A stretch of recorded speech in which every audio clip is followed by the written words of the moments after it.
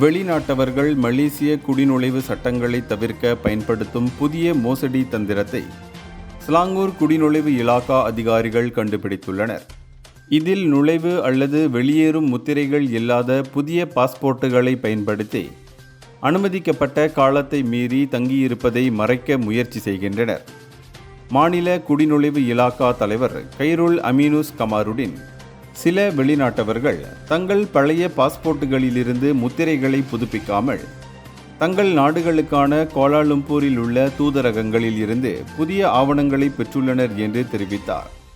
இந்த ஆவணங்களை புதுப்பிக்க தவறியது குடிநுழைவு சட்டம் பிரிவு 6(1)(c)யை மீறுவதாகும். இது பெரும்பாலும் செல்லுபடியாகும் பணி அனுமதி இல்லாதவர்களால் பயன்படுத்தப்படுகிறது. அண்மையில் பிளாங்கி டாமான்சாராவில் நடந்த சோதனையில் பல்வேறு நாடுகளைச் சேர்ந்த 200 வெளிநாட்டு தொழிலாளர்கள் சோதனை செய்யப்பட்டு விசா மற்றும் அனுமதி மீறல்கள் காரணமாக பலர் கைது செய்யப்பட்டனர்.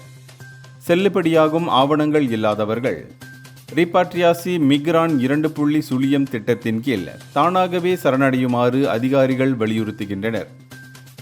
இந்தியர்களின் இதய குரல் மக்களோசை.